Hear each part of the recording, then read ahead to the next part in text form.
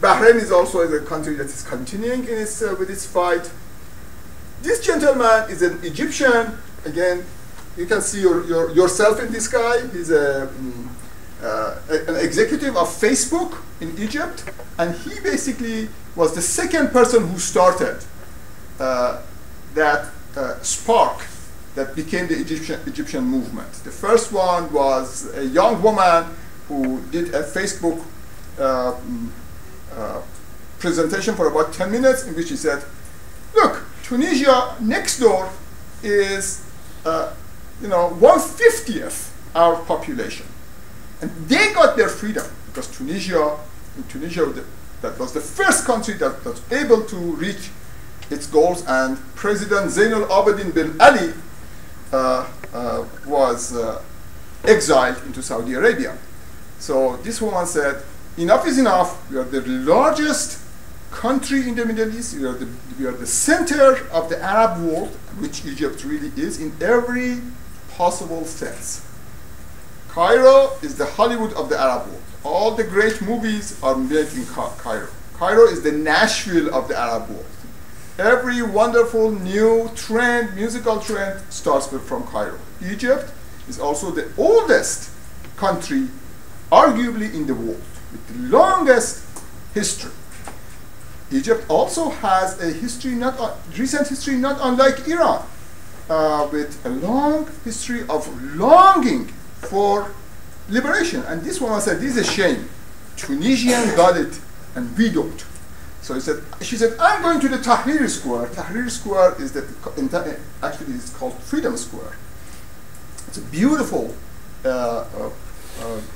large square with a couple of amazing museums, including the Antiquities Museum that puts every other museum to shame with the amount of artifacts it has from 7,000 years of Egyptian history.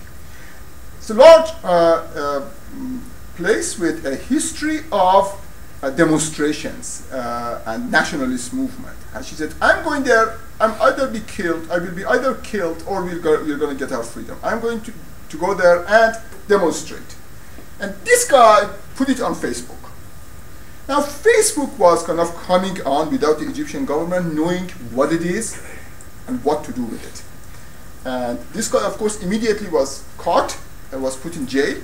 But the characteristic of Facebook and Twitter, these things, is that they are not easily contained by the governments. So a bunch of Egyptians in Washington, D.C. got it back up. And the revolution continued. So the faces of this revolution are women and young people. Not the old farts, not the old politicians, not the seasoned fighters, young people with new methods, with new gadgets, with new vision. This is a very important night, the night that my heart sank, where the government of Hosni Mubarak sent the thugs to disperse the young people. And the thugs, for those of you who watched it, had cocktail Molotov that they would throw into the crowds. And the next day they came in with camels and horses. We all have seen the scenes of two people with camels and horses coming in, trying to intimidate people.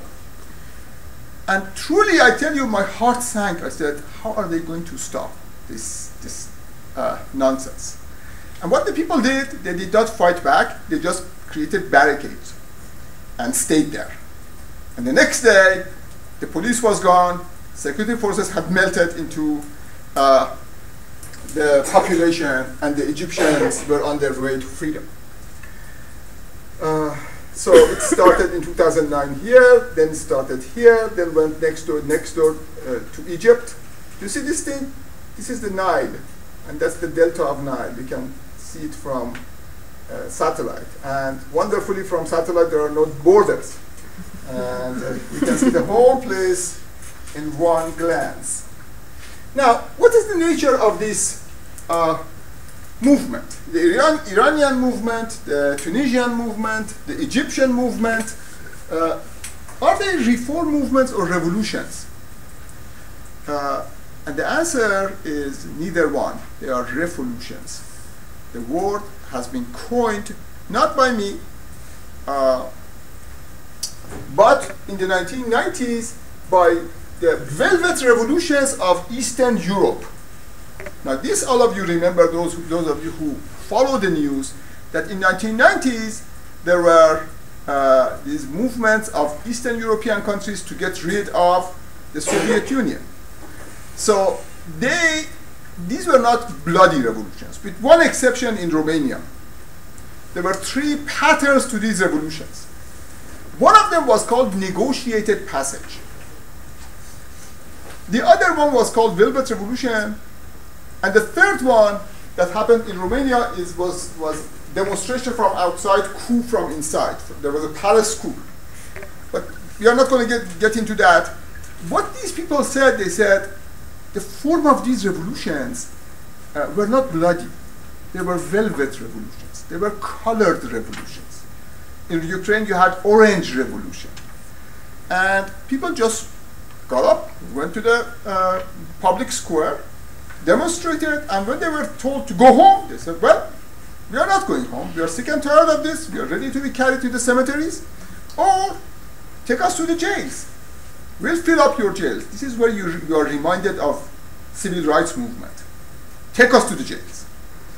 Of course, those jails are not as nice as American jails. American jails are not nice. But those are jails in which there is systematic torture, there is rape, all those kinds of things. And these people said, we are ready for it. We are just sick and tired of watching the same group of nincompoops ruling us, same faces, same lies, not for a year or two or three or four, but for a decade or two or three. For those of you who have trouble understanding why these people are so angry, imagine if the presidential cycle was 10 years. Looking at the same faces for 10 years. Even if there was transition, people get sick and tired even of the best people. They want a change. They want their will to show up in the form of their leaders. And in these countries, you have had people who have been in power for 30 years, 38 years. Not named kings, some of them are called presidents, but they pass on presidency to their son. So it's a kind of a hereditary presidency. It happened in Syria. It was about to happen in Egypt too. Gamal Mubarak, the son of Hosni Mubarak, was just ready to walk into office. So they said, these are revolutions. These are movements with revolutionary goals, but reform means we use every possibility of convincing, of civil disobedience, of demonstrating, of making noise, of making a nuisance out of ourselves, of exhausting the capacity of the police to contain us. What are they going to do? Their jails will eventually be full. How many of us are they going to kill? We are prepared to water the tree of freedom, as Jefferson said, once in a while with the blood of the young. Truly heroic means, but these are not anarchists or revolutionists or bomb throwers. These are civil rights activists.